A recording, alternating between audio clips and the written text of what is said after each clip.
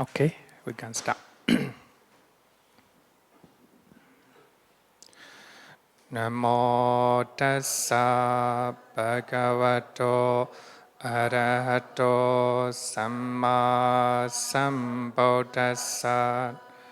Namo tassa bhagavato arahato samma sambuddhassa.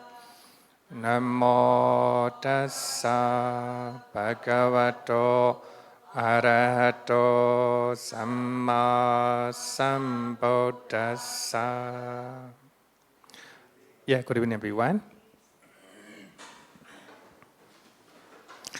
Happy to be here.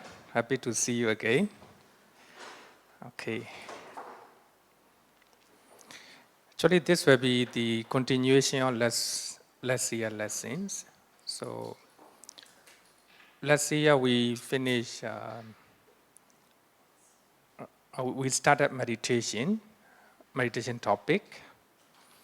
So, we finished until the truth of suffering, Dukkhasamudaya, right? Dukkhasamudaya. So we have we can summarize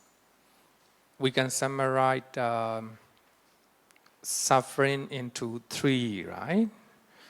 Dukkha, natural suffering.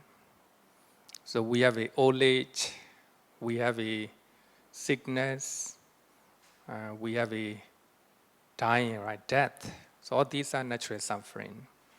So when you departed from someone you left, or when you are living with someone you don't like, that's also suffering. So these are natural suffering.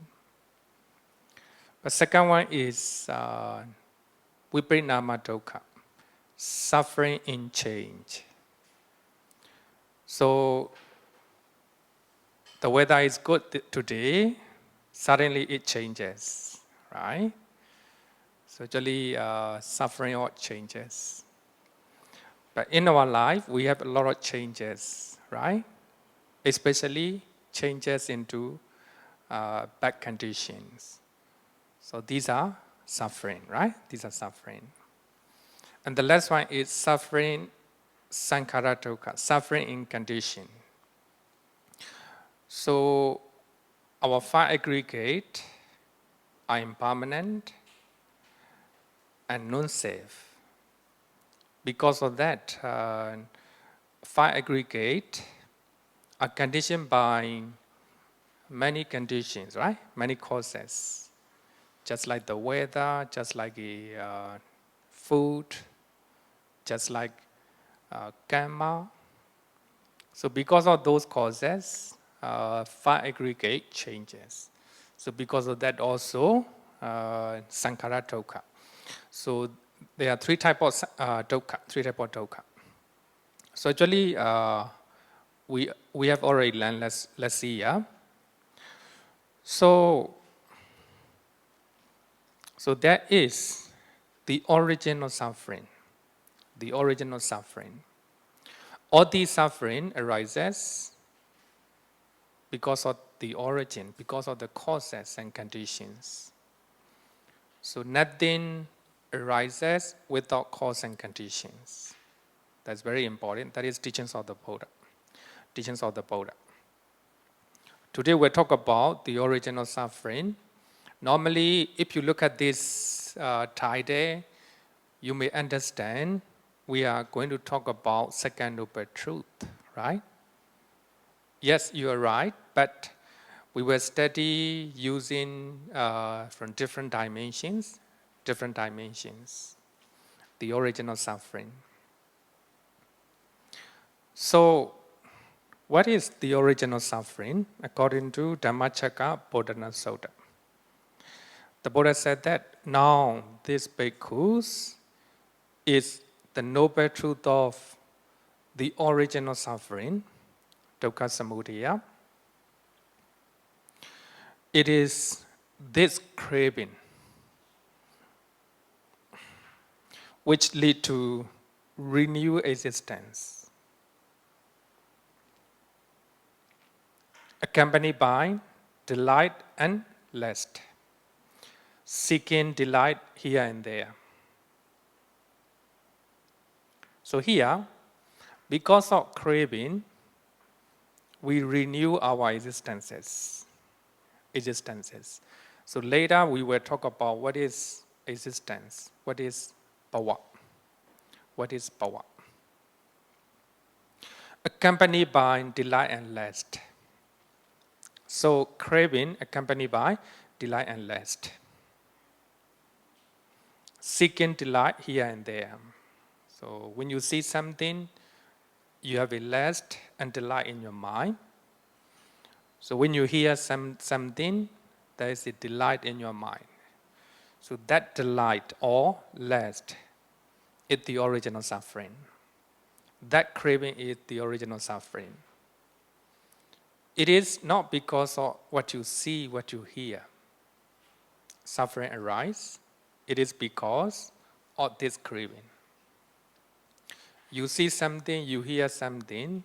If there's no craving, no lust, no delight, there will be no suffering. There will be no suffering. In Upali Sutta, I will quote one Sutta in Upali Sutta, Majjhima Nikāya, Sutta number 54, around that 54. The Buddha talked about the nature of delight and lust, or the nature of craving. A monk was invited, and he was invited to a house. And the people offer a delicious food. With the meat. The Buddha said, the monk can eat such food. But there shouldn't be any lust or craving. The food is good. If the devotee invite me again, that will be better. That's the nature of delight, the nature of craving. If you are eating the food, whether veggie food or non-veggie, it doesn't matter. You can eat without craving. There shouldn't be any expectation or craving. If the devotee divide me again, it will be very, very, very better. Therefore, we have to stop. Full stop, right? So that's the nature of delight, our mind seeking delight here and there. So therefore, Buddhism summarized by using eye, ear, nose, tongue, the body, and mind, right? 5 internal senses, and we also have 6 external bases. Later we'll talk about this. Seeking delight. That is, we have 3 types of craving. Craving for sensual pleasures. We crave for sensual pleasures. It's quite natural, right? As a human being, that is the cause of our suffering. So when you have a craving for sensual pleasures, so if you don't get it, then you will suffer, right? You will suffer. Even you trying to use sensual pleasures without any limit, without any control, then you will suffer, right? Just like a clear example is if you are eating the food, delicious food, a lot, then suffering will come. You have a lot of diseases. So that's the craving for sensual pleasure create suffering, right? Then craving for existence.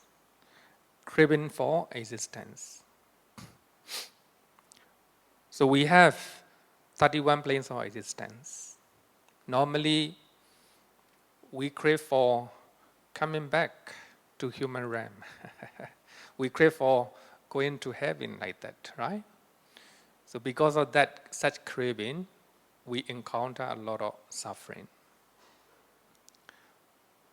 Then people from other country came to Singapore and they hoping to get a good job. They think that if they get a good job, they will feel very happy, right?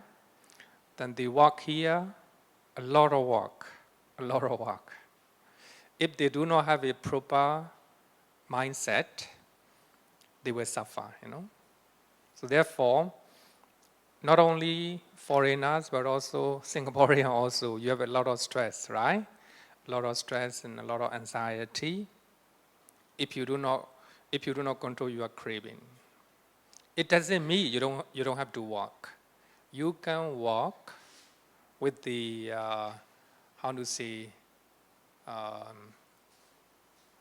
a right mindset, a right attitude. So then only you no longer have any fear or stress, anxiety, etc., etc. So, craving for existence. So we'll talk about again. Normally, 31 planes of existence is craving for 31 planes of existence is the origin of suffering. The origin of suffering. Some people want to go to heaven. Heaven also, Deva also encounter their own suffering. Their own suffering. So in Brahmajala Sutta, Dukkhanirodha, the first sutta, recorded. The Buddha said that in that sutta. Sandeva, so they like to enjoy sensual pleasures too much. By enjoying sensual pleasures, they forgot to take food. Because of not having food, so their digestive system is very getting hot, and that digestive system burn their body. They die, they die. And also, the Buddha talked about another type of deva. And by seeing the deva and devis who enjoy a bigger mansion, a brighter light, and more,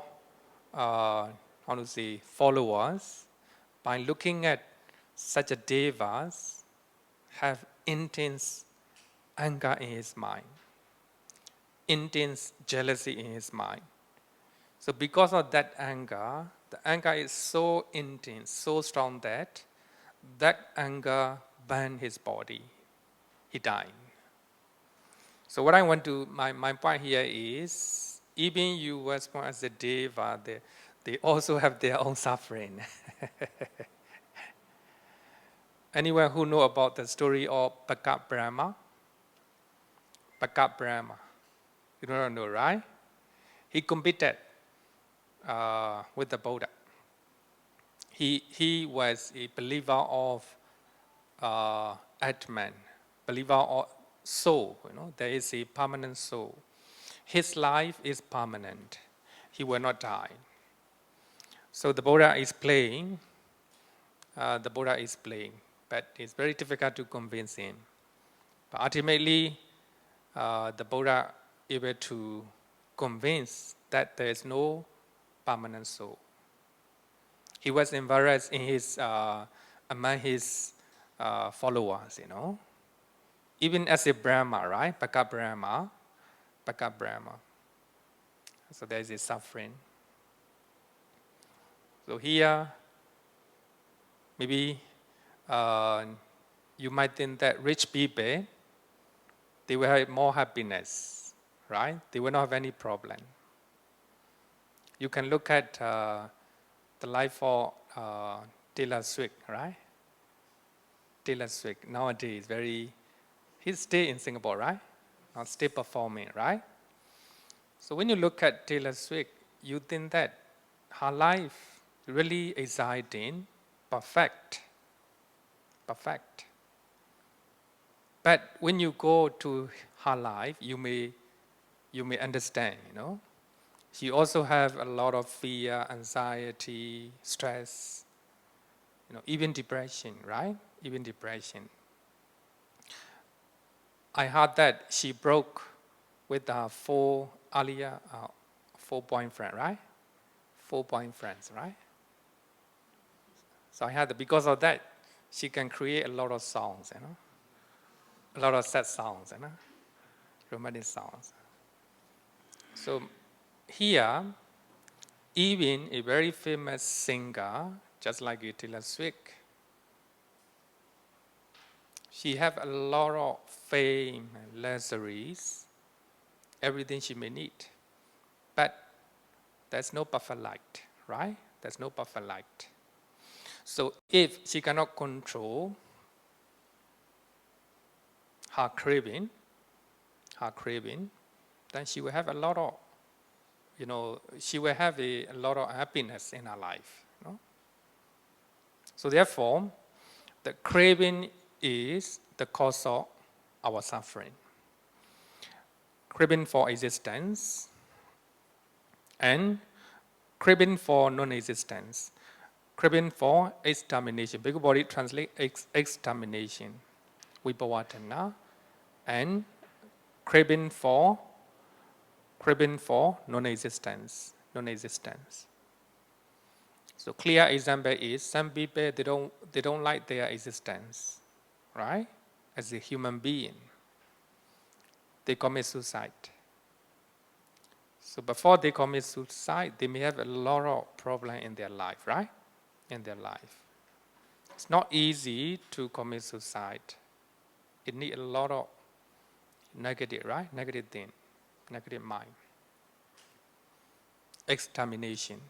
So when we study dependent origination, we will talk about, I will explain a little bit further, because here I just introduction. When we talk about craving in dependent origination, and I will explain in detail. I will discuss in detail. So that means 3 types of craving. This noble truth thought, the original suffering, is to be abandoned. So what you have to do about regarding with the craving, you have to abandon craving. If you can abandon craving, then there will be no suffering in your life. You see something, you hear something, you eat something, you smell something, you touch something, you think something. If there's no craving in your mind, so your mind is liberated. Your mind is free from suffering. Because there's no craving in your mind, right? No craving in your mind. So we have to abandon craving. So to talk about the original suffering, then I will quote one simple sutta, very simple one, Dukkha suffering. Suffering. So we will have a mental suffering as well as a physical suffering, right? We cannot avoid physical suffering because we have a five aggregate, this body. We cannot avoid. But we can avoid mental suffering. Only you become an arahant and the Buddha, so you able to overcome physical suffering. Okay. I mean, after they die, after arahant and the Buddha die, and they can overcome physical suffering as well. But even the Buddha and arahant, they still suffer, right? They still have diseases. They still have to suffer the weather, hot weather, cold weather, etc. Right, etc. Okay, so I quote Dukkhasamudaya, which talk about the original suffering. Dependent on the I and forms, I consciousness arises. Very simple, right? It's very logical. It relevant to anyone, irrelevant to anyone, whether monk or devotee, whether women or men, whether rich or poor. Irrelevant to anyone, It's truth to anyone. Depending on I and form something to see, the I consciousness arises. The meeting of the three is contact. So here three me, I, forms, I consciousness. The meeting of the three is contact. With the contact as condition, there is feeling. When you have a contact with something, feeling arises in your mind. Sensation arises in your mind. When you touch cold weather, cold sensation, right? Cold sensation. When you touch hot weather, hot sensation. Actually, feeling associate any type of chaitas, any type of mind, any type of mind. People who do not like cold sensation, they may get angry, they may get angry. Some people who do not like hot sensation, they may get angry by touching hot water, etc., right? So therefore, feeling is just a sensation. With the contact as condition, there's feeling. At this particular moment, there's no negative or positive one yet. Feeling is just a neutral one. There's no negative or positive. With the feeling as condition, there is craving. Only based on feeling, craving arises.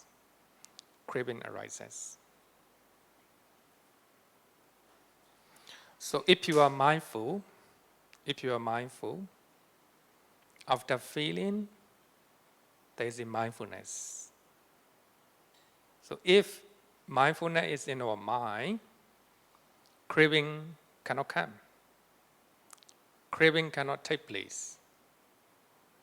So this is the mind of Arahant and the Buddha normally.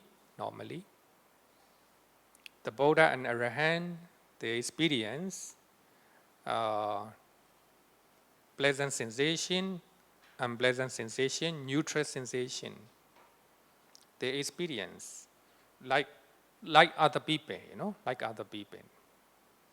But they are mindful. They don't have any craving for those feelings. So because of not having craving, so there is no mental suffering in their mind, right? There's no mental suffering in their mind. So therefore, here, meditation is important. So if you are mindful, so there's no craving after feeling. So just mindfulness and clear comprehension, right? Mindfulness and clear comprehension. So I explain this because it is important to understand. This is a key point. This is the key point. This is the way you can stop your suffering. Later in dependent origination, I will make a clearer statement for that. So this is the original suffering. So you can see that very clear, right? Very clear. The original suffering is craving. If you do not have craving, no suffering. So this is the original suffering. With your eye, you see something, so the eye consciousness arises. Meeting of eye, something, and eye consciousness is called contact. Because of contact, feeling arises. Because of feeling, craving arises. This is the original suffering. So that means, if you are mindful about what you see, what you hear, right, etc., mindfulness, clear comprehension, panya, then there's no craving in your mind. No craving, no suffering, right? So therefore, craving is the original suffering. Okay, up to now, any question? Any question? You don't have? Anywhere else? Okay, yeah. You can have feeling, but no craving. You're right, you're right. Feeling, please note that it is just sensation, you know. Feeling is neither wholesome or unwholesome. Okay. So what we are saying here is that during our normal life, we can have many feelings. You're right, you're right. But as long as we notice our feeling, but we stop the craving, then that's okay. Yeah, there's no dukkha, no major suffering. Okay. Thank That's you. important, that's important. Not easy. Yeah. Not easy. It needs a lot of mindfulness and continuous mindfulness and clear comprehension. Okay. That's the reason why we are meditating, you know. Okay, thank you. Meditation means we develop mindfulness, right? So of course, feeling and sensation will be there, you know, at all time. Because we are seeing, right? Something. There's a contact. Because of that contact, when you see good things, pleasant feeling. When we see unpleasant thing, unpleasant feeling. When you see car accident on the way, unpleasant, right? Unpleasant sensation. Then if you are mindful, there's no negative thought in your mind. Not even sorrow by seeing car accident. Suppose one person died and one person injured seriously. Then you are crossing that, you are stopping that place. But you see unpleasant sight, right? Unpleasant sight, unpleasant sensation, unpleasant feeling will arise. That you are mindful. You clearly see what is happening by that time. The person who already died, you cannot do, right? You cannot do. How about the person who injured? What you have to do is, if you can help that person, you try to help them. In your mind, there's no sorrow, no negative thought in your mind. Not even anger to the person who killed, you know, that gentleman. No anger. But of course, it's very difficult practice. We call it equanimity, right? Equanimity. Whether you see pleasant thing or unpleasant thing, your mind is equanimate, stable, balanced. So if your mind is clear with the mindfulness and clear comprehension, your decision will be better, right? So you will help them if you can. If you cannot, then you thought in your mind, all beings are own all their own karma. The real karma, right? The real karma. So that is how mindfulness and clear comprehension work, right? Some people who do not have mindfulness and clear comprehension, and they lost their consciousness. They lost how they should do, right? How they should do. And they even do not know how to talk, how to react at that difficult situation. When one of your beloved one died, you know, if you are not mindful, if you do not have a clear comprehension, then you will not know what to do, you know. Everything is gone in your mind, you know, in your brain. But those who have a mindfulness and clear comprehension, even you encounter the loss of your beloved one, but you stay calm and balanced. So that is the nature of mindfulness and clear comprehension. In other words, practicing the Noble Eightfold Path. Practicing the Noble Eightfold Path. When you are mindful, when you have a clear comprehension, you are practicing the Noble Eightfold Path or the Noble Eightfold Path, you know. not just mindfulness, not just clear comprehension, you know. Okay, any question?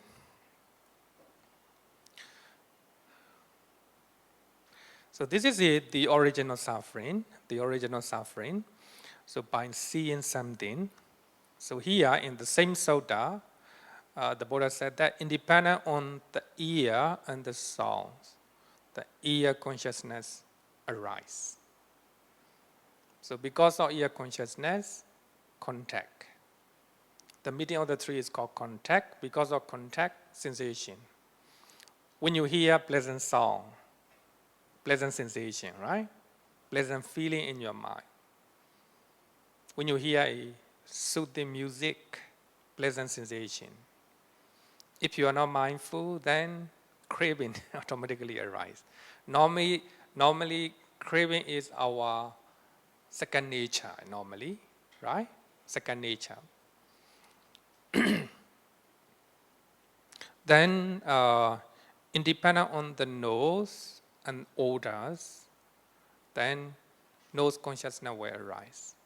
So the medium of the three is called contact. Because of contact, feeling. Because of feeling, craving. If you are mindful, no craving. No craving.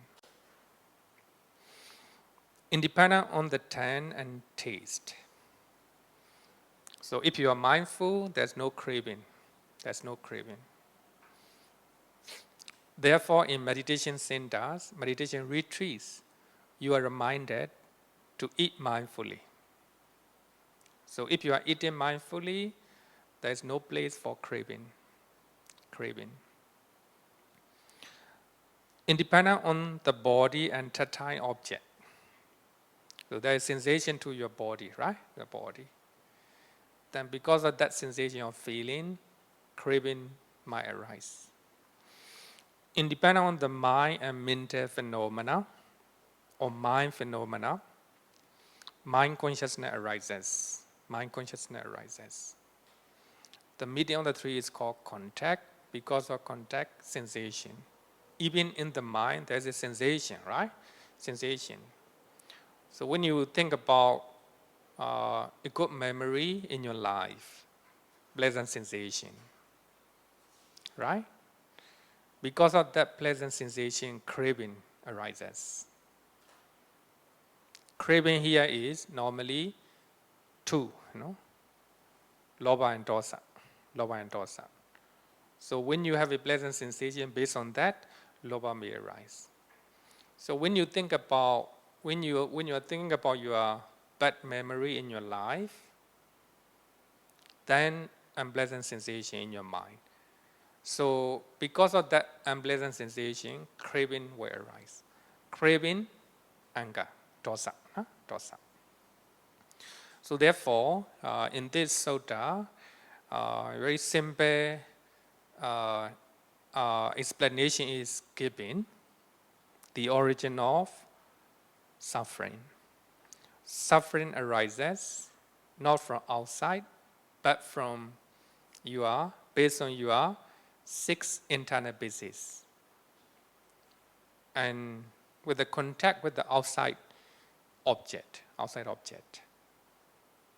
So therefore, in Loka Sutta, the Buddha said that Loka hear me, Loka, the world hear me, your world, me, then that you see, then that you hear, smell, taste, touch, and your thinking. This is your world, right? This is your world. Even though you're living in the same place, the way you see, the way you hear, may be different, different. That will be your world.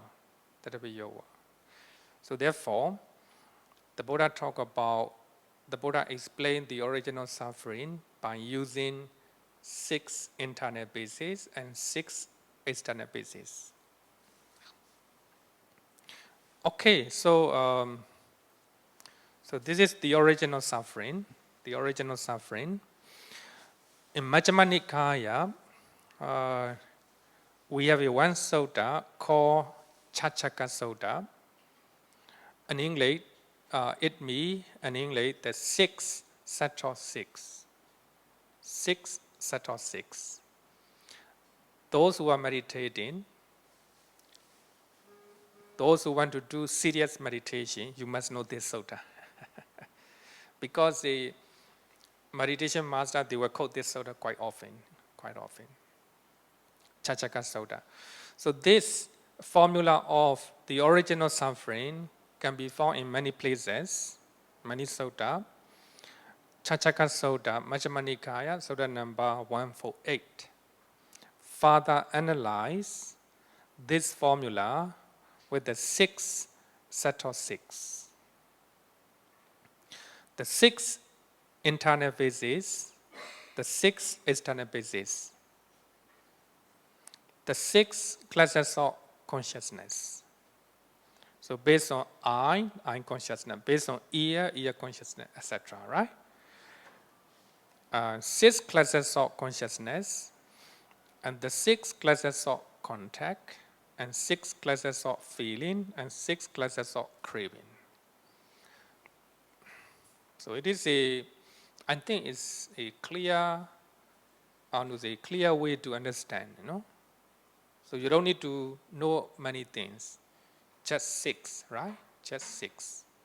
So if you are mindful, when you are seeing something, when you hear something, smell, taste, touch, and think, right? If you are mindful, then you can stop the original suffering. If there's no craving, then no suffering. No suffering. Okay, so this is one of the famous sutta in meditation, Chachaka Sutta. So now, let's talk about cessation of suffering. I will clarify the original suffering again, Then I just want to quote the same sutta, Dukkha Sutta, to know how to stop our suffering. How to stop our suffering. And what bhikkhu is the passing away of suffering, or cessation of suffering, independent on the eye and forms, eye consciousness arises. Same, right? So in this level, the same. You see something, eye consciousness will arise. So therefore, in Abhidhamma, we have ahetu-appaccayā. Ahetuka means no hetu. No hetu. You cannot call the moment you see something, unconsciousness arises. So that unconsciousness, we cannot say either wholesome or unwholesome. No? Just say, we call it abhyagata, neither wholesome or unwholesome. You cannot say unconsciousness is unwholesome or wholesome. Right? Then based on the medium of the three is called contact. Even up to contact, we cannot say whether wholesome or unwholesome. Even up to feeling, we cannot say. Actually here, when we talk about feeling, people right away understand. I'm feeling sad, feeling happy, right? Not like that. Not like here, feeling means sensation. Pleasant sensation, unpleasant sensation, and neutral sensation, right? Neutral sensation. With the contact as a condition, there's feeling. So up to feeling, there's no kusala or akusala yet. Only after feeling, you have to decide whether craving or mindfulness. So here, with the contact as condition, there is a feeling. That's the main point. With the feeling as condition, there is craving. So when you crave for things that you see, when you crave for something that you hear, that will be the original suffering. The original suffering.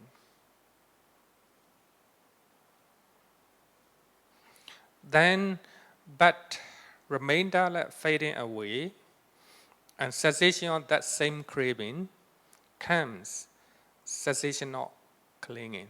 So that means no craving. Remainder fading away and cessation of that same craving, three types of craving, right? Craving comes cessation of clinging. There's no craving, no clinging. With the cessation of clinging, cessation of existence, no more existence. With the cessation of existence, cessation of birth. If there's no existence, there will be no birth at all. With the cessation of birth and aging and death, if you do not was born again, there will be no aging, no sickness, right? No death. Sorrow, lamentation, pain, displeasure, despair cease. Such is cessation of this whole mass of suffering. So you can see in dependent origination, you will see this one, right? Cessation of this whole mass of suffering. Dukkhasamudaya hoti in Pali. Cessation of this whole mass of suffering.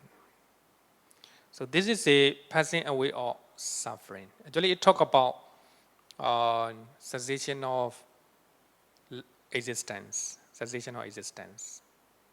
But when you are living in our life, so when you are mindful and clear comprehension, so there will be no immediate suffering, right? There will be no immediate suffering. Similar to this sutta, the Buddha explained the Four Noble Truths using dependent origination formula in many places in the Pali Canon. So here I want to highlight Four Noble Truths, also teachings of causality. It talks about cause and effect. So there is suffering in our life, and because of craving, suffering arises, right? Craving is the cause of suffering. Craving is the cause of suffering. Then we can stop our suffering, cessation of suffering, right? Then if you want to stop your suffering, you need to practice the Noble Eightfold Path. The Noble Eightfold Path is the path that leads to cessation of suffering. Cessation of suffering. So therefore, the original suffering is the cause, suffering is the effect. And the Four Noble Truths, the Noble Eightfold Path is the cause. Practicing the Noble Eightfold Path is the cause. The cessation of suffering or attainment of Nibbana is the effect. Four Noble Truths talk about cause and effect. And otherwise, it's causality. And dependent origination also talk about causality, cause and effect. Because of it, that happened. Because of it, that happened. Later, we'll talk about it, right? So dependent origination also. So that means Four Noble Truths and dependent origination. So they are the same. So under the name of causality. Okay, so later I will clarify more. Any question? Okay, can. Microphone? But I use microphone because recording.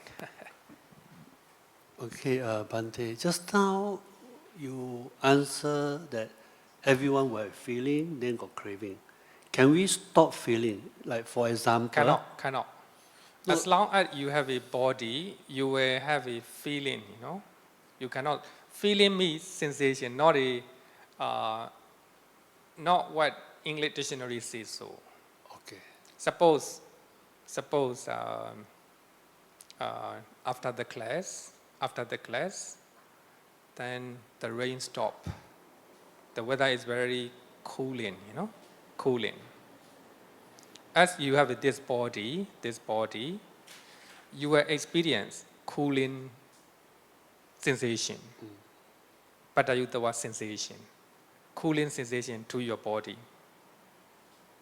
Then you just know sensation in your body, cooling sensation. Okay. But if you are not mindful, then craving will arise. I like it. Craving will arise, right? Okay, understand. So, then in another person, he or she also will experience the same cool sensation, right? But she is mindful. Just knowing what is happening, what feeling she has. Then because of that mindfulness and clear comprehension, no craving. Okay. No craving. Maybe better give a more clear example. Then in your office, the boss blaming everybody. Maybe you have 5 of you, 5 staff. Then the boss came and angrily, he will criticize, he will blame. Then some people maybe may get angry, some people may not, right? But they will experience the same sensation, right?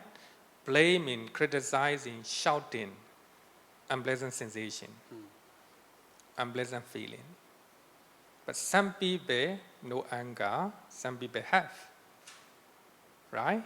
Same sensation, same feeling, based on their, attitude or their intention. Some people have anger, some people do not have, right? Similarly, so two people are eating the same food, a bad food. But one person eat the food mindfully. His thinking is, so we have to eat the food so that to sustain our body. The another person get angry by eating such a bad food, right? So the same sensation, the food is no good, unpleasant sensation, unpleasant feeling. Based on our intention, we call it sankappa. If you have a right view, you have a right intention or right thinking in your mind, then based on that, no anger, right? So therefore, we cannot avoid any feeling. Because as you have an eye, then you will see it. Eye consciousness will arise, the contact will arise, and sensation will arise, right? Based on that sensation, whether you have negative thinking or not, it's up to you. It's up to your practice. Yeah. So there is actually no way to stop feeling. That's the only way. If you become an arahant, no more craving for existence. Then, as soon as after you die, no more rebirth. If there's no birth and no feeling, that's the only way, That's the only way, right? Okay, thank you, Okay. Bhante. Because many people misunderstand. LS over there. Many people misunderstand feeling as a kind of, emotion in their mind. No, feeling here is, of course. Therefore, some scholar, they just want to translate sensation. Because if we translate feeling, then it leads misunderstanding. Then, but Bhikkhu Bodhi also translate this one, so cannot avoid. Or battery. Okay, you can ask. Your earlier slide says depending on mind and mental phenomena, mind consciousness arise. Now, how do we distinguish mind and mental phenomena? You have your mind here, right? Then you think about your past experience, your yesterday experience, right? So the mind And mental phenomena means the experience that you think in your mind. It is an object. The memory of yesterday event is a mental object. Simply we call it mind object. So your mind take the object of yesterday memory, right? Memory. The mind here, then you think about yesterday memory. So yesterday memory is mental phenomena, mind phenomena. You cannot see yesterday memory with your eye, right? You cannot hear yesterday memory with your ear. You cannot smell, you cannot taste, you cannot touch. What you can do is only your mind can take the object of yesterday memory. So based on your mind and yesterday memory, then there is mind consciousness. There's another mind, There's another mind. So meeting of the three is called contact. Your mind have contact to yesterday memory, right? Contact. If yesterday memory is good, pleasant sensation. If yesterday memory is very ugly, then unpleasant sensation. But if you are mindful, no anger or no lobha, no lobha or no dosa, right? Okay. So meaning the mental phenomena means because I think further of No, what happened. Something that you think with your mind. You may think about food, you may think about your family, you may think about your last month overseas trip. So this is called mental phenomena. Mental phenomena means the phenomena that you can take with your mind. Okay, thank you, Bhante. Only the mind can take them. Anything, even the nibbana is called mental phenomena because you can experience the bliss of nibbana with the mind. Anything that you think with your mind, that's called mental phenomena. Okay, any question? Bhante, if something happens, let's say you see an incident where, let's say, a bicycle knocked down a child. That was yesterday's memory. I see something. Yesterday's memory. Yesterday's memory. So it's a mind consciousness. So when my eye contact with the object, there's a consciousness, there's a contact, and I felt uncomfortable because I saw. No. You felt uncomfortable me, not a It's feeling. It's a sensation. It's emotion. If you feel uncomfortable, it's not a feeling, not a sensation. So what should the sensation be? If I see, let's say an accident, a bicycle, and then so there's a contact, there's a consciousness. So what should the sensation be? Fear. Oh, somebody is hurt. That's emotion also. So what should the sensation be? Okay, good example. How do I, if it's so real, how do I mindfully tell myself that, oh, never mind, it's okay. Never mind, be calm. This will go away. It's so real. Okay. Yeah. Thank So, you. Somebody knocked down, right? Yeah. Somebody knocked down a child. Child died or got injured? Just injured, right? Just injured. You feel uncomfortable. Yes. And any emotion? Fear in your mind, and pity in your mind. How about anger? Anger to the driver, motorbike, stupid driver. Here is pity, anger, uncomfortable. So these are, how to say, the characteristics of dosa. You don't like things that you see, right? You don't like the driver, stupid driver, not a normal driver, stupid driver, right? You don't like the child is injured. You don't like it. dosa. So here, I think we need to analyze, very subtle point. You have I, then you see an accident. An accident is form, right? We use the word form, rupa. So because of I and form, I consciousness arises. The moment I consciousness arises, no uncomfortable feeling, no pity yet, no anger yet, just I consciousness. Then the meeting of three me, I, form, something you see, an accident, and I consciousness. The meeting of three is called contact. So that's the actual contact. So because of contact, sensation, actually I better use the word sensation.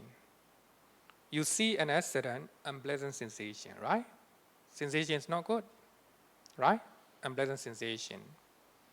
Then because of feeling, whether craving or mindfulness, there's two conditions. If you, because of feeling, craving arises. Craving here maybe we can simply say, generally say, lobha and dosa, right? Lobha and dosa. So what you see is unpleasant sight, right? Unpleasant thing. Because of that, unpleasant sensation in your mind. So because of that unpleasant sensation, you are not mindful, then you feel uncomfortable. That's a craving. Then you have a pity and also anger toward the driver because you're not mindful. So suppose you practice mindfulness continuously, when accident takes place just in front of you, then you're mindful, accident takes place, and a point got injured, then here, the driver maybe ran away. That if you are mindful, you have a clear comprehension, you know what is happening right now. The stupid driver, not a young boy, he got injured. You know very clearly because of mindfulness. Then the driver ran away, drive away. If you are mindful, you know what you can do. You take a picture, right? You take a picture, then you go to the young boy and you see what you can do, or drive him to the hospital or to the clinic, etc., right? Without any pity in your mind, without any uncomfortable feeling in your mind, you do what you can do. Then you report to the police. So this stupid driver, because of him, got injured, right? So then, in your mind, very clear, clarity of the mind. That is how, the doubters are trained, Doubter, even though they are getting the human body, they are mindful. They are trained to be mindful, right? So they see unpleasant sight, They are cutting human body and they are trying to do operation, right? Operation. It is unpleasant. It's unpleasant. But there is unpleasant sensation in their mind. But they are mindful.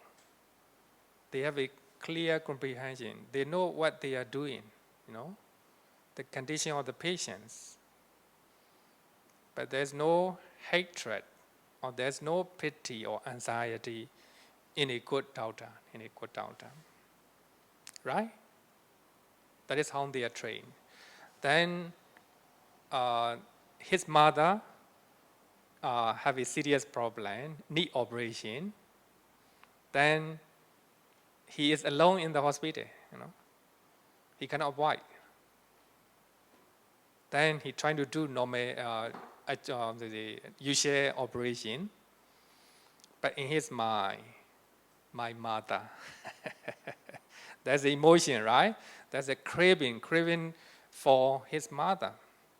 Because of that craving, anxiety and uncomfortable feeling in his mind, and also fear to lose his mother. Those emotions arises.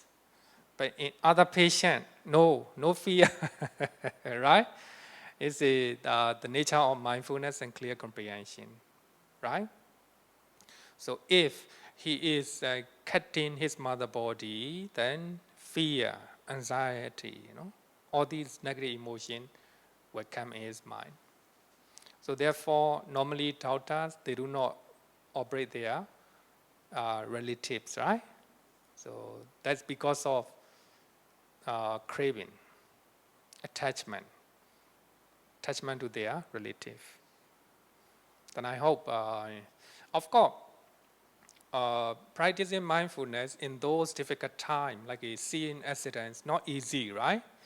So our anger, normally, our pity, automatically arise because we are not mindful, right? We are not mindful. But if you practice mindfulness continuously, you will have a lot of changes in your mind. The way you deal with those difficult situations. Okay, so I will stop answering the question, then I will continue. So now we are talking about the original suffering. As I earlier said that, Four Noble Truths and dependent origination are the same. Later you will know. So before I talk about dependent origination, Paticcasamuppada, you need to know three types of wrong views. If you know three types of wrong views, you know the importance of dependent origination, the importance of Paticcasamuppada. So before we talk about dependent origination, we need to know three types of wrong view. In Dukkhanirodha, what is the first sutta in Dukkhanirodha? What is the first sutta in Dukkhanirodha? Brahmajala Sutta. Brahmajala Sutta talk about 62 type of wrong views. So Brahmajala is the first sutta in Dukkhanirodha, the first sutta in Nikayas, all Nikayas. So in Brahmajala Sutta, actually the participant of the first Buddhist council, they put Brahmajala as the first sutta. That's the reason why. Because this sutta talk about 62 type of wrong views. So before you learn teachings of the Buddha, if you know 60 type of the wrong views, right? But when you read teachings of the Buddha, it's clear whether it is included in the one of the 62. If it is included, your understanding is wrong view, wrong view. So therefore, to know right view, you need to know wrong views, right? So therefore, in when the Buddha talk about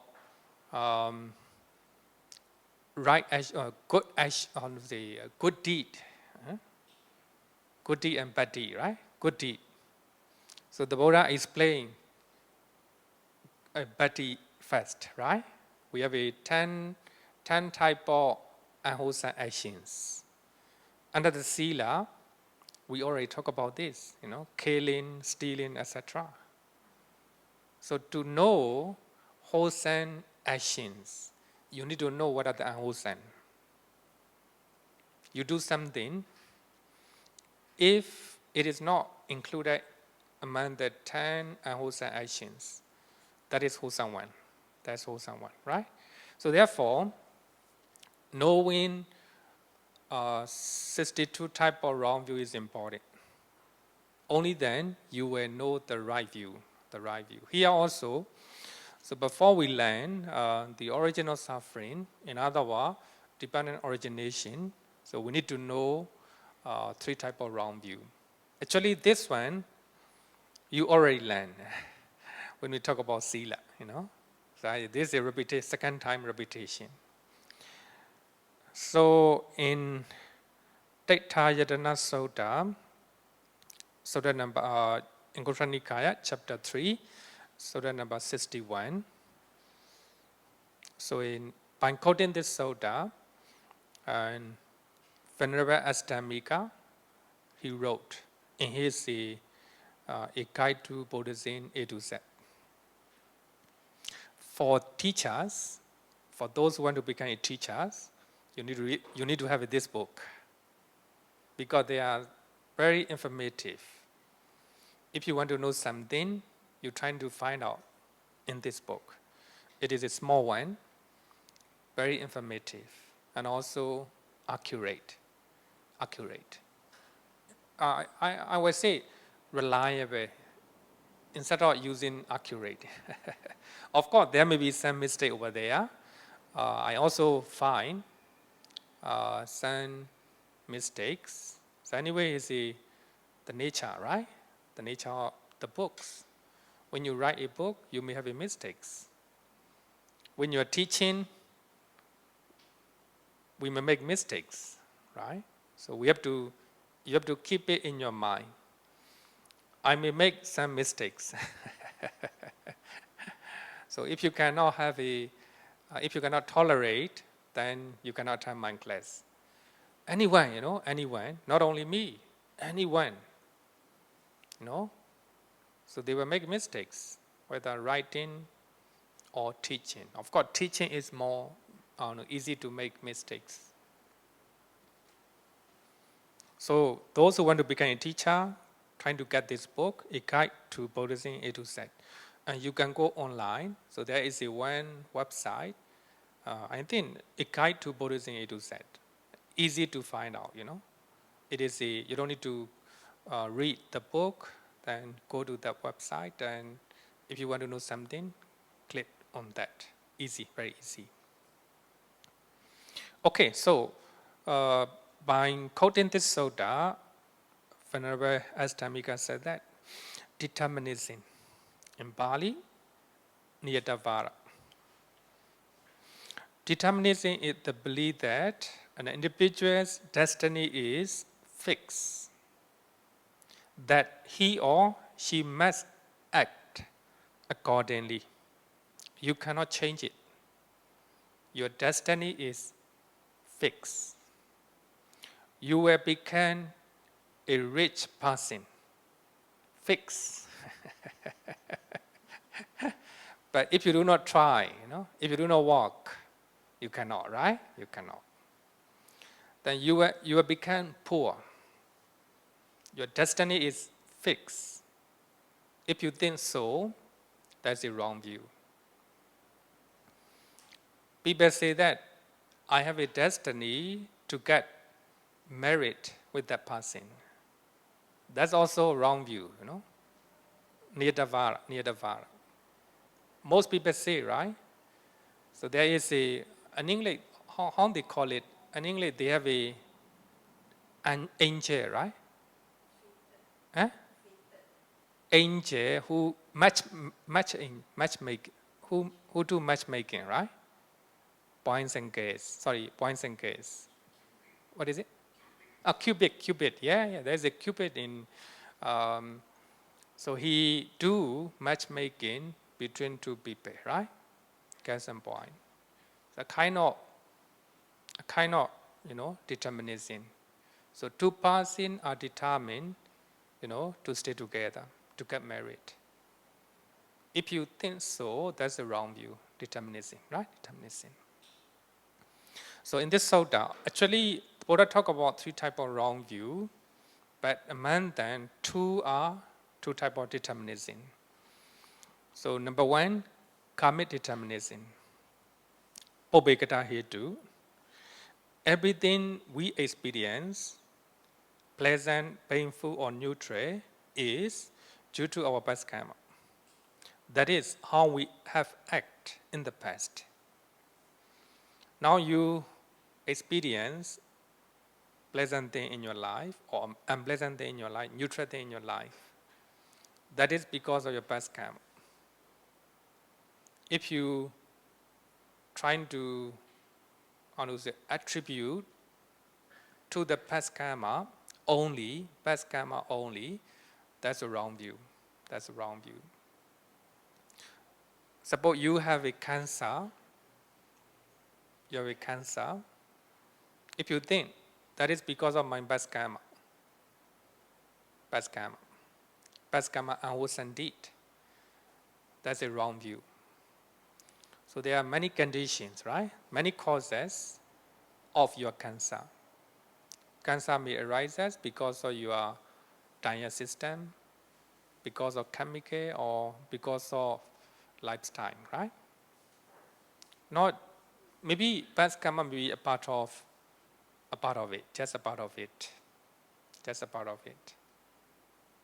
Some people they have a cancer when they are young, right?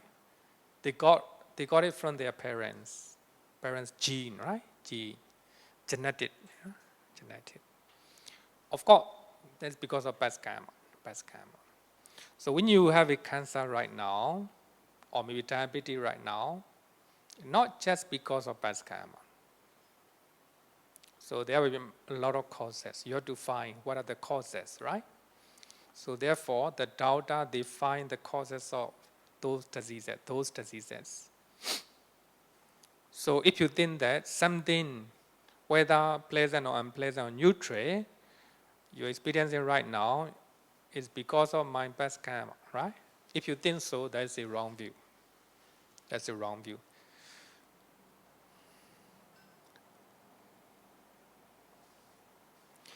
The commentary of Taitthayatana Sutta said that karmic determinism just accept only the result of past karma.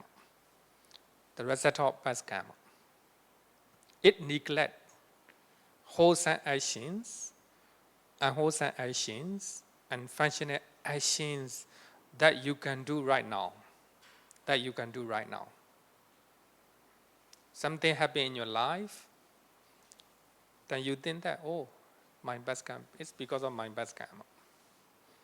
So that means you accept the result of your past karma. You try to neglect the importance of present karma, right? Present karma. If you have some problem, you can change it, right? You can change it. So you neglect current karma, the importance of current karma, present karma. So therefore, in Patthana, talk about karma, two types of karma, past karma and present karma, right? Of course, past karmas are very important. It shapes our life. But there is a present karma as well. Present karma also plays an important role, right? If you try hard to become rich, if you try hard to be educated, if you try hard to be healthy, right? That's a present karma. So you can change, even you can change, your old past karma, your bad karma in the past. Okay, so to talk about karmic determinism, I want to quote one sutta, Chula Dukkhakhanda Sutta from Majjhima Nikaya. So in that sutta, the Buddha saw the monks from Jainism, ascetics from Jainism, they are practicing asceticism, austerities, right? Like they do not shave their hair. They're trying to take it out, They take out their hair like this. And they stay under the cold season without any clothing. Actually, there are so many types of austerities. Even today, they are still practicing. So, and the Buddha asked them, why you are doing that? Why you are doing that? So they are doing a lot of difficult austerity practices. Then they say, we cannot gain happiness by enjoying sensual pleasures. We can gain happiness by practicing austerities. So this sort of explain about that. So Jainism also believe the doctrine of karmic determinism. Karmic determinism, that means your karma is fixed. You cannot change it. So maybe let's see what they say. Nikanda Nada Bodha, Nikanda Nada Bodha, we call it Mahavira. They call it Mahavira. The founder of Jainism said that. Nikandas are his followers. Nikandas, you have done evil actions in the past. Exhaust them with the performance of piercing austerities. So you're trying to torture your body. If you torture your body, then your evil karma, your old karma will be exhausted. And when you are here and now, I think when we study Sila, you study, right? The teachings of Jainism, I explain, right? Teachings of different practice of Jainism. The Mahavira said that when you are here and now, resting in body, speech, and mind, that is doing no evil action for the future. Doing no evil action for the future. So that means, so they're trying to control their body, their speech and mind. They control a lot, you know. So when they go to temple, they close their mouth. They wear the masks. They worry that if they close their mouth, if they open their mouth, they may say evil word. They may say gossip, slander, divided speeches like that. So therefore they close their mouth. And they close their nose. The reason is small insect may come to their body and they may die. Like that. Austerity practices. So when they are going out, they are very careful. They worry that they will step on the small insect. Like that. So there are a lot of austerities. So they do not wear the clothes, thinking that the clothes create craving, like that. So that means when they control their body, speech, and mind, then there will be no evil action for the future. So by annihilating with asceticism, past actions, by annihilating past action, past actions. And by doing no fresh actions, so there will be no consequence in the future. So that means no more actions, no more fresh actions. With the no consequence in the future, so there is destruction of action. So they say, you destroy your karma. With the destruction of action, there is destruction of suffering. If there's no karma, no suffering. With the destruction of suffering, there is destruction of feeling. With the destruction of feeling, all suffering will be exhausted. So actually the way they do it, they're trying to destroy karma, your action, bodily, verbal, and mental actions. But in Buddhism, so there will be actions, even to the Buddha and Arahant. So the actions will be there, but no craving, right? If you do not crave for your clothing, then no suffering. If you do not crave for the breathing, no suffering. Even you lose them, even you lose that. So therefore, there's a difference between Jainism and Buddhism. Jainism trying to destroy karma. Buddhism say we cannot destroy karma, right? We have to abandon craving. Craving is important. There will be action. We cannot avoid any action, any karma, right? Any karma. Okay. Another wrong view is theistic determinism. Theistic determinism.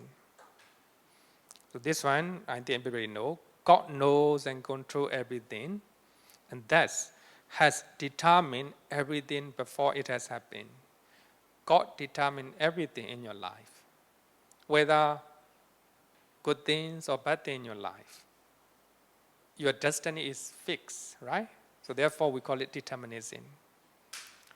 According to the Buddha, both these ideas are not just forced, but also pernicious, dangerous.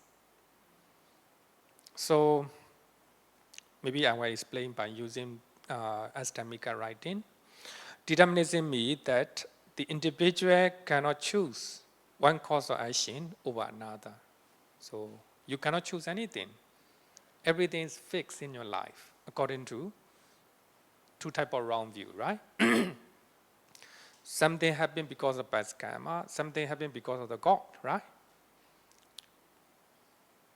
God here means not only creator God, but also many types of God, right? God and goddesses, every God and goddesses, you know. That's very important to understand. If you think that the God control your life, that's a wrong view. That's one of the wrong view, you know, determinism. Cannot make an effort to change anything and is not responsible for anything he or she does. Maybe we'll read. Such a belief can only lead to an antipathy. What can I do? It is my past karma. Right? So you're trying to say blame to the past karma. So then don't blame me. It is the will of God. The God want me to do so. You know? The God want me to care. You know? Don't blame me like that. You know, irresponsibility. Therefore, in some religion, you can see that, right?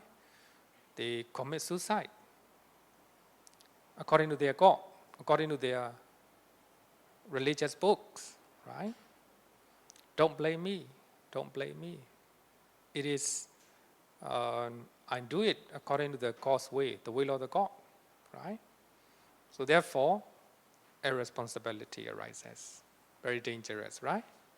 Very dangerous. Twin Tower, right? They kill so many people. Irresponsibility. The will of God, right? The will of God. Another one is non-causality, ahetu-appaccayā. Everything happens without a cause or condition. Actually, if you think that something happened in your life without condition, without cause, that's a wrong view. Everything has a cause and condition. Something happened in your life in a good way or in a bad way, there's the cause and condition. Non-causality. If you think that you are here, you are as a human being, you was born randomly, that's also wrong view.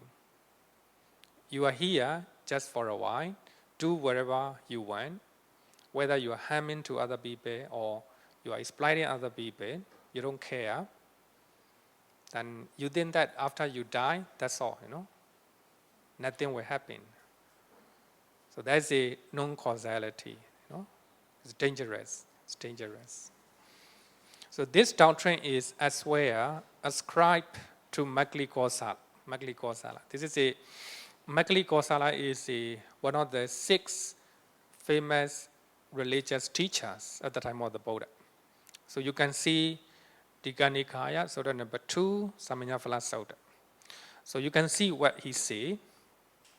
Micchādiṭṭhi said that, Your Majesty is talking to Ajatasattu. There is no cause or condition for the defilement of beings. Beings have a defilements in their mind. A lot of defilements, a lot of negative thought in their mind. There's no cause. There's no cause. So they are defined without cause and condition. There's no cause and condition, So there's no cause and condition for the purification of beings. Some people, they are pure, no defilements, no negative thinking. So there's no cause and condition. So they are purifying without cause and condition. So that means there's no cause and condition for the purification of being or for the defilement of being. For the condition of, there's no cause and condition for the richness and poverty. There's no cause and condition for a good health and bad health, like that, right? So there's a non-causality. And they say just as a ball of string, when thrown, runs till it is all unraveled. So fools and wise runs on and circle round till they make an end of suffering. According to him, every individual will have to stay 8,400,000 mahakapa. The lifespan of mahakapa. Mahakapa is very long, right? Mahakapa. The lifespan of this, our planet, right now, 1 mahakapa. You have to stay in the samsara 8 million. 8,400,000 mahakapa. 8,400,000 mahakapas. Whether you do good things or bad things, you still have to stay in samsara. But when you accomplish 8,400,000 mahakapas, then you will make an end of suffering. So that means you don't need to do anything. Just enjoy your life. So there's no cause and conditions of purification. So there's no need, any effort, any good deed, or any energy for that. So that means you cannot change it, right? You cannot change it. So there's no cause and condition, good things and bad things. So therefore, in Cessation Sutta in Anguttara Nikaya, and the Buddha said that bhikkhus, a hair blanket is declared to be the worst kind of woven garment, right? Woven garment. Hair blanket. How to say this? When you are wearing a hair blanket, it's not very good, right? Not very good. It's the worst kind of woven garment. A hair blanket is cold in the cold weather, hot in the hot weather, ugly, foul-smelling, and uncomfortable. So too, the doctrine of Micchādiṭṭhi is declared the worst, the doctrine of the various ascetics. Actually, what I quoted is just a little bit. So I think those who want to know further, you can read Samanyaphala Sutta. the hollow man, micchādiṭṭhi, teaches the doctrine of view. There's no karma, there's no deed, no energy. There's no kusala and akusala, no kriya, no viriya. You don't need to do anything, just enjoy life, Whether you're doing good things or bad things, it will not make any difference to your life. You have to stay in samsara, how many mahakapa? 8,400,000 mahakapa. So whether you're a good person or bad person, it doesn't matter, So therefore the Buddha says, it's the vast doctrine among various doctrine of the teachers. He say there's no karma, no deed, no energy. Here I want to point out, those who are learning Abhidhamma, you can, normally I quote this sutta, you may karma, right? Kusala and akusala karma. And here, kriya, the word kriya. There's no distinction in this sutta, between karma and kriya. They, how to say, the word karma and kriya indicate actions. That's all, right? But when we study Abhidhamma, the word karma and kriya are different. As a normal person, Puthojana, Sotapanna, Sakadagami, and Anagami, your actions are called karma. Because most of our actions are driven, motivated by lobha, dosa, moha. Lobha, dosa, moha. Some action, the actions motivated by lobha, dosa, moha are called karma, according to Abhidhamma. But the action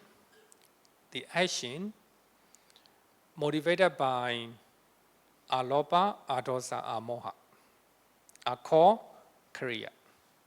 So, example, the actions of Arahant and the Buddha.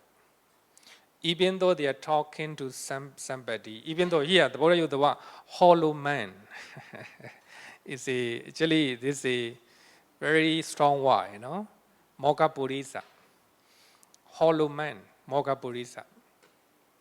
Sometimes we translate as a good for nothing, good for nothing. Good for nothing means the person, right? The person, good for nothing. So, very strong one. And actually, even though the Buddha used Mokkha Purisa in Pali, but no anger. His speech is not motivated by anger. He wants to highlight stupid driver, just like a stupid driver, right? A stupid man, stupid man. So he wants to highlight, stupidity of micchādiṭṭhi. He is teaching to the monks, not because of anger. The Buddha do not have any anger toward micchādiṭṭhi. The Buddha wants to let all the monks know this kind, Mokkha Purisa, good for nothing, So there is no anger. So his speech is not motivated by anger, right? So therefore, in this sutta, the word karma and the word kriya, they indicate the same meaning. Action, action. But of course, viriya is different meaning. Viriya is no energy, right? Energy. But when we study Abhidhamma trying to clarify two types of actions. The actions motivated by lobha, dosa, moha, it's called karma. Sometimes we do without lobha, dosa, moha. We can call it kriya, That's my interpretation, We can call it kriya chaita, right? Kriya chaita. The main thing is whether your actions is motivated by lobha, dosa, moha or alobha, adosa, amoha. That's important, right? That's important. Okay, that's one thing to take note, Bhikkhus, the Buddha said, bhikkhus, the blessed ones, so here, plural form, Buddhas, arahants, perfectly enlightened ones, of the past, taught a doctrine of karma, karma vada, a doctrine of deed, kriya vada. So actually here, the Buddha emphasized importance of actions. So therefore, he used the word to what, right? In any language, when they want to emphasize certain thing, they use two words, which are the same meaning, which are the same meaning, right? So here also, the Buddha want to highlight the importance of actions. A doctrine of karma, karma vara, a doctrine of deed, kriya vara, a doctrine of energy, viriya vara. Yet, the hollow man, micchādiṭṭhi, contradict them with this claim. There's no karma, no deed, no energy. So therefore, Buddhism talk about the importance of actions, importance of karma, importance of kriya, importance of energy. Even something happen in your life, you can make an effort. You can increase your energy to change it, right? To change it. So something happen in your life, not just because of past karma, also best because of present karma as well. So then I will quote the last sutta. This will be the last slide. Don't worry, we are going to finish. Wrong view, micchādiṭṭhi. 3 types of wrong view. Karmic determinism, something happened because of your past karma. If you think you cannot change it, that's a wrong view. Something happened because of the will of the God. The will of God and Goddesses. Any God and Goddesses, right? If you think it's because the will of God and Goddesses,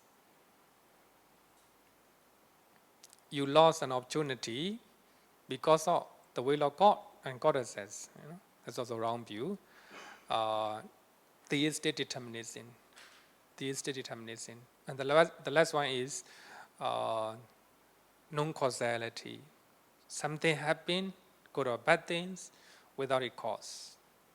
We are here randomly, So there are many scientists, they say that human beings are here randomly, like that. It's also a kind of non-causality.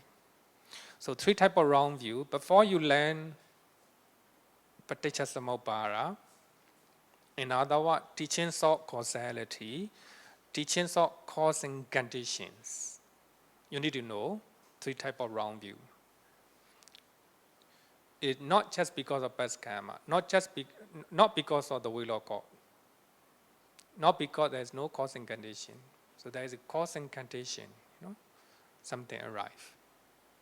Then the Buddha said that bhikkhus, I do not see even a single thing on account of which an reason and wholesome quality arise, and reason and wholesome quality increase and expand, so much as wrong view. Wrong view is the cause of unwholesome qualities, right? Unwholesome things in our life. So therefore, atheists, they say that religion, because of religion, religion is dangerous. Religion is like an opium, addicted, right? Because of addicted to the religion, people make a lot of wrong things. So we have a lot of war, right? A lot of fighting in the world, and a lot of crimes in the world because of religion, another name of religion. So wrong view is very dangerous. Because of wrong view, then you're doing unwholesome things. So before we learn dependent origination, we need to know three type of wrong views. So they are linking each other. The reason is in that Sutta, Dithayana Sutta, the Buddha explained all these because of causing condition. So in that Sutta, the Buddha talk about dependent origination. Dependent origination. So next week we'll talk about it. Thank you. So let's call it a day.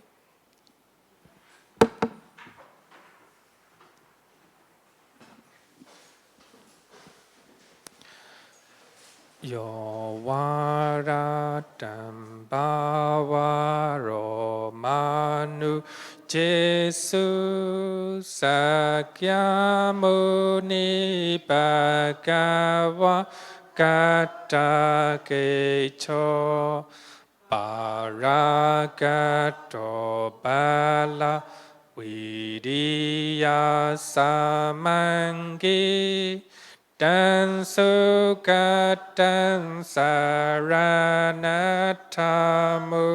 bemi raga viraga maninjama sokan Dhamma masanga dhamma patikulan Madhurami mambaguna suvipatan Dhammami mansara natamu bemi Yatacharina mahapalamahu Sattusu Purisayugesu Attacha Bogala Dhammadasate Sangami Mansara Natamu Bemi Sadhu, sadhu, sadhu. Good night, everyone.